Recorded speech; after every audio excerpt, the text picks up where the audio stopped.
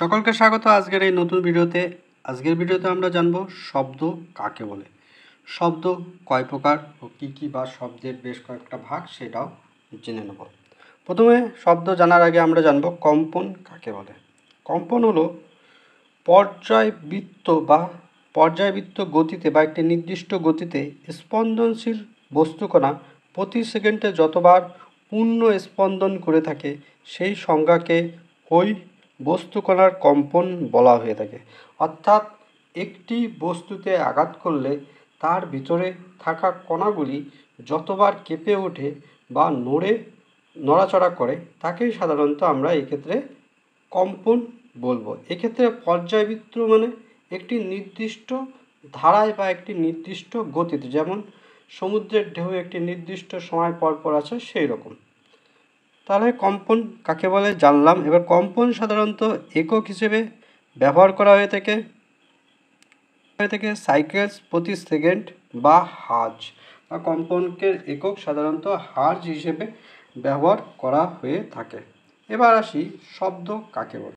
শব্দ কাকে বলে আমরা লিখতে যাই তার আগে দেখো, শব্দ হচ্ছে তোমার মোবাইল থেকে শব্দ হচ্ছে, তার জন্য তুমি শুনতে পাচ্ছ আমার কথা।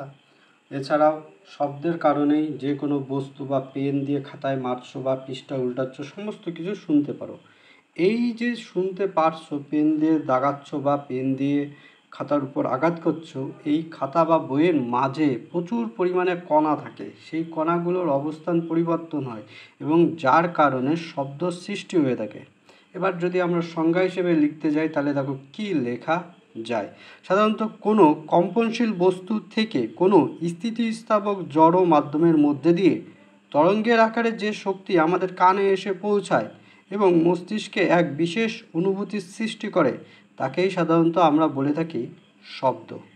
অর্থাৎ কোনো কম্পনশীল বস্তু হতে হবে, তার মধ্যে সেই বস্তুটা কাঁপতে পারবে বা কাঁপন সৃষ্টি হবে সেরকম একটি বস্তু, তার মধ্যে দিয়ে কোনো স্থিতিস্থাপক জড় মাধ্যমের মধ্যে দিয়ে তরঙ্গ আকারে মানে ঢেউয়ের মতো একটি নির্দিষ্ট সময় পর পর যে ঢেউ আসে সমুদ্রের, সেই রকম ঢেউয়ের মতো শক্তি যদি আমাদের কানে এসে পৌঁছায় এবং মস্তিষ্কে মানে মাথার ভেতরের অংশগুলোতে বিশেষ অনুভূতি সৃষ্টি করে থাকে। বিশেষ অনুভূতি মানে বিশেষ আমাদেরকে আকৃষ্ট করে বিশেষভাবে, তাকেই আমরা সাধারণত শব্দ হিসেবে ধরছি।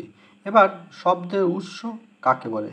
প্রত্যেক কম্পনশীল বস্তুই হলো শব্দের উৎস। অর্থাৎ বস্তুর মধ্যে যদি কম্পন থাকে তাহলে সেটি থেকে শব্দ সৃষ্টি হবে।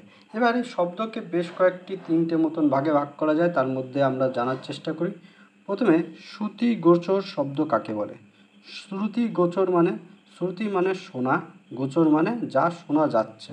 এবার দেখো, কম্পন হলেই হবে না, কোনো সব বস্তুতে কম্পন হয়, তবে সেই কম্পনের পরিমাণ যদি 20 থেকে 20,000 বারের মধ্যে হয় তাহলে সেই শব্দ আমরা শুনতে পাই।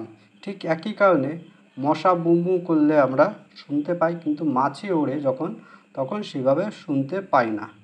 তাই এইখানে শ্রুতিগোচর শব্দ বলতে উত্তরে লেখা যায় কোনো বস্তুর কম্পাঙ্ক সেকেন্ডে 20 থেকে 20,000 বারের মধ্যে হলে সেই বস্তু থেকে শব্দ আমরা শুনতে পাই। এই প্রক্রিয়াকেই বা এটাকেই বলা হয়ে থাকে শ্রুতিগোচর শব্দ। অর্থাৎ সেকেন্ডে যদি কোনো স্থানে কোনো বস্তুর মধ্যে 20 থেকে 20,000 বার কম্পন হবে তখন তাকে আমরা বলবো শ্রুতিগোচর শব্দ। এবার আসে শব্দোত্তর শব্দ। শব্দোত্তর শব্দ কাকে বলা হয়। কোনো বস্তুর মধ্যে কম্পাঙ্ক সেকেন্ডে যদি 20,000 বারের বেশি হয়ে থাকে তাহলে সেই শব্দ আমরা শুনতে পাই না, অর্থাৎ আমাদের কানে এসে সেই শব্দ পৌঁছাবে না। তাকে আমরা সাধারণত কি বলবো, শব্দোত্তর শব্দ বলবো। ঠিক আছে, এরই সাথে থাকে শব্দোত্তর শব্দ।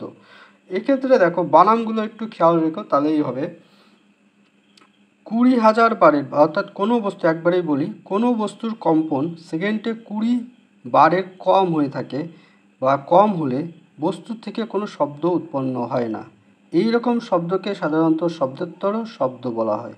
তাই এই বস্তুর কম্পন দ্বারা সৃষ্টি তরঙ্গ শব্দোত্তর তরঙ্গ বলা হয়ে থাকে বা শব্দোত্তর তরঙ্গ বলা হয়ে থাকে। এর পরের ভিডিওতে আমরা তরঙ্গ কাকে বলে, তরঙ্গের কয় প্রকার ও কী কী, এই সমস্ত সম্বন্ধে জানবো। আরও ভিডিওটাকে আরও এগিয়ে নিয়ে যাব। শব্দের ব্যবহার বা শব্দ তরঙ্গের ব্যবহার সম্বন্ধে আরও একটি ভিডিওতে আমরা পরবর্তী পর্যায়ে জানব ছোট্ট করে।